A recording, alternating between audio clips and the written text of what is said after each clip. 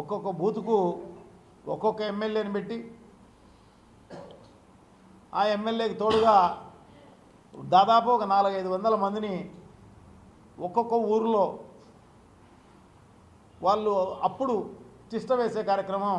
అంటే ఏదైతే అందరూ బయటికి పోవాలన్నా 5 గంటలకు సాయంత్రం 2 రోజుల ముందు, సో అప్పటి నుంచి ఆ ఊరిలో తిష్ట వేసే కార్యక్రమం చేయడం జరిగిందన్నమాట. మరి బహిరంగంగా బూతులకు ముందే ఒక పెద్ద షామియానా వేసి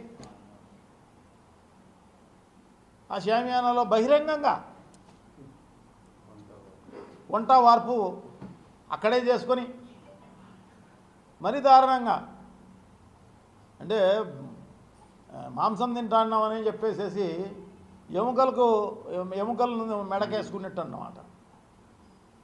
ఎందుకంటే బిమ్మిని చేయవచ్చు, ఏం పర్వాలే, మనం ఏం చేసినా చెల్లుతుందిలే, మనకు ఛానళ్ళు ఉన్నాయి, మనకు పేపర్లు ఉన్నాయి, సో ఇవన్నీ కూడా ఏం చేయరు, పోలీసులు మనాళ్ళే అని చెప్పేసేసి వాళ్ళు చేస్తూ ఉంటే దాదాపు పులివెందుల 10,500 ఓట్లే ఆడు ఉండేది, 10,600 ఓట్లు. దానికి దాదాపు 700 మంది పోలీసు బందోబస్తు. ఎందుకు వాళ్ళందరూ ఓటేపించేదానికి కాదు, ప్రజలతో ఏదైనా రౌడీల నుంచి కాపాడి ఓటేపించేదానికి పోలీసులు ఉపయోగం ఉంటుంది. అది అంటే ఓటింగ్ సజావుగా సాగేదానికి వాళ్ళు ఉపయోగపడే కార్యక్రమం చేయాలన్న ఉద్దేశంతో ఎవరైనా కూడా అనుకుంటారు అట్లనే, అబ్బా పెద్ద పటిష్ట బందోబస్తు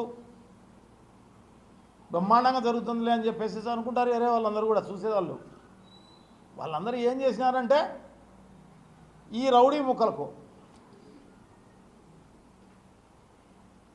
తెలుగుదేశం వాళ్లకు కాకి డ్రెస్సు అంటే పచ్చ డ్రెస్సు వేసుకొని మరి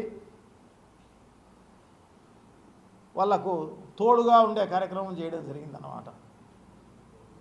బయట నుంచి వేరే నాయకులు వాళ్ళందరూ ఉన్నారు కదా అని అడగడానికి పోతే వీళ్ళని తరిమేసే కార్యక్రమం, లోకల్గా అసలు తిరిగినిచ్చే కార్యక్రమం కూడా లేదు, లోకల్గా చేన్లకు తోటలకు పోయేదానికి కూడా లేకోకుండా వ్యవహరించిన కార్యక్రమం.